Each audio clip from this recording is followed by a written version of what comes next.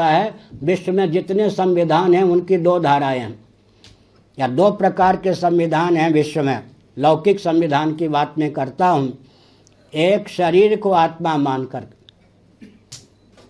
आज भोजन, वस्त्र, आवास, शिक्षा, स्वास्थ्य, यातायात, उत्सव, त्योहार, रक्षा, सेवा, न्याय, जितने विवाह इत्यादि जितने प्रकल्प भौतिकवादियों के यहाँ हैं, उनसे प्रभावित भारत भी बहुत हो रहा है। ये सब के सब प्रकल्प शरीर को आत्मा मान करके हैं। इसलिए संविधान की एक वो धारा चलती है जो देहात्मवाद से भावित है।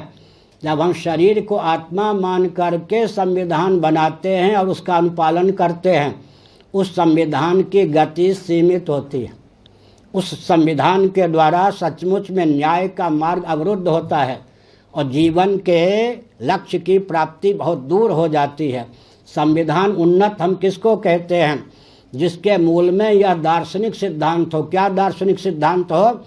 कि देह के नाश से जीवात्मा का नाश नहीं होता और देह के भेद से जीवात्मा में भेद की प्राप्ति नहीं होती। वैदिक कर्मकांड, उपासना कांड, ज्ञान कांड, वैदिक संविधान, वैदिक न्याय की प्रक्रिया, सब के मूल में एक सिद्धांत काम करता है। वो सिद्धांत क्या है? देह के नाश से जीवात्मा का नाश नहीं होता और देह के भेद से जीवात्मा में भेद की प्राप्ति नहीं होती। मैं उदाहरण देता हूँ। नास्तिक से नास्तिक भौतिकवादी भी 2 मिनट में आस्तिक हो सकता है। मैं उदाहरण देता हूँ। मान लीजिए किसी महान भाव की आयु 80 वर्षों की पूर्ण हो चुकी, कदाचित 1 वर्ष की सीमा में उस महान भाव ने 10 ही स्वप्नों को देखा हो, तो 80 वर्ष की अवधि में 800 स्वप्न के शरीर उसके नष्ट हो गए, लेकिन वह अपना नाश नहीं मानता। केवल इस दृष्टांत के बल पर डंके की चोट से यह तथ्य उद्भासित होता है कि देह के नाश से जीवात्मा का नाश नहीं होता। शरीर की संख्या 800 हो गई, लेकिन अपनी संख्या वह 1 ही मानता है। केवल इस दृष्टांत के बल पर हम इस सहिष्णुता को अभिव्यक्त कर सकते हैं, अर्जित कर सकते हैं कि देह के नाश से जीवात्मा का नाश नहीं होता, देह के भेद से जीवात्मा में भेद की प्राप्ति नहीं होती।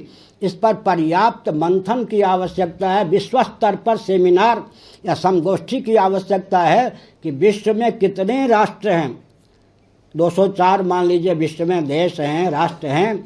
उनमें संविधान की आधारशिला देहात्मवाद है या और कुछ? अगर शरीर को आत्मा मान करके ही संविधान है, न्याय की व्यवस्था है, अपूर्ण है। जीव के लक्ष्य की पूर्ति तक उस संविधान की गति हो ही नहीं सकती। उस संविधान के आधार पर जो व्यवस्था होगी, विकास का प्रारूप तैयार किया जाएगा, उसके गर्भ से विस्फोट निकल आवेगा। और जो संविधान देह के नाश से जीवात्मा का नाश नहीं होता, देह के भेद से जीवात्मा में भेद की प्राप्ति नहीं होती, इस आधार पर विनिर्मित है, उस संविधान में दृढ़ता है, उसमें संशोधन परिवर्धन की आवश्यकता नहीं होती। उस संविधान के द्वारा हम मानव जीवन का जो वास्तविक लक्ष्य है, उस लक्ष्य तक पहुंच सकते हैं। एक विचित्र तथ्य सज्जनों, मनु भगवान ने कहा, मनु महाराज ने कहा, निवृत्तिस्त्व महाफला। मैं थोड़ा धीरे बोल रहा हूँ क्योंकि बात ऊपर से उड़ न जाए। निवृत्तिस्त्व महाफला। संविधान की सार्थकता कब है? प्रवृत्ति निवृत्ति के लिए है। निवृत्ति निर्वृत्ति मुक्ति परमानंद स्वरूपा मुक्ति की समुपलब्धि के लिए है। संविधान की आधारशिला क्या होनी चाहिए? प्रवृत्ति का पर्यवसान निवृत्ति में हो। वैज्ञानिक धरातल पर मैं एक दृष्टांत देता हूँ। उस गति की दुर्गति मानी जाती है जिस गति की गति गंतव्य तक गंता को पहुँचाने में न हो। जिस गति की गति गंतव्य तक गंता को पहुँचाने में न हो, उस गति की दुर्गति मानी जाती है। आज पूरे विश्व में जितने देहात्मवादी हैं, उनके द्वारा विरचित जितने संविधान हैं, उन संविधानों को देखें, उन देहात्मवादियों को देखें तो उनके जीवन में एक विचित्र विसंगति है। प्रवृत्ति के गर्भ से प्रवृत्ति निकलती जाती है। तो जिस गति के गर्भ से गति ही निकलती जाए, जिस गति का पर्यवसान स्थिति में न हो, उस गति की दुर्गति मानी जाती है। तो भौतिकवादियों के यहाँ जो संविधान है, उनका आलम्बन लीजिए। प्रवृत्ति के गर्भ से प्रवृत्ति निकलती जाएगी। उस प्रवृत्ति का पर्यवसान कभी निवृत्ति में नहीं होगा। लेकिन मनवादी धर्मशास्त्रों में जो जीव को शाश्वत मानकर उसके परम कल्याण की भावना से परमात्मा तत्व तक, सच्चिदानंद तत्व तक उसे पहुंचाने की भावना से जो संविधान विरचित है, उसमें यह दिव्यता है कि प्रवृत्ति का पर्यवसान निवृत्ति में हो जाता है। मैं एक उदाहरण देता हूँ। भारतीय हेलीकॉप्टर ले लीजिए, वायुयान ले लीजिए, उसका कप्तान, संचालक या जो भी कह सकते हैं पायलट, कुछ क्षणों तक उस यान को पृथ्वी पर चलाता है। यद्यपि लक्ष्य होता है नभो मार्ग से यात्रा करना, लेकिन यान को पृथ्वी पर क्यों चलाता है कुछ क्षणों तक? इसलिए चलाता है कि यान में पृथ्वी को छोड़ने के अनुकूल वेग और बल उत्पन्न हो। यही ना लक्ष्य तो है, अपने यान को नभो मार्ग से ले जाना गंतव्य की ओर। लेकिन वह बुद्धिमान चालक, कप्तान, पायलट क्या करता है, कुछ समय तक यान को पृथ्वी पर चलाता है ताकि पृथ्वी को छोड़ने के अनुकूल बल और वेग यान को प्राप्त हो सके। इसी प्रकार हमारे यहाँ कर्म की वह विधा दी गई है, योगः कर्मसु कौशलम, गीता में, कि जिससे प्रवृत्ति का पर्यवसान निवृत्ति में हो सके।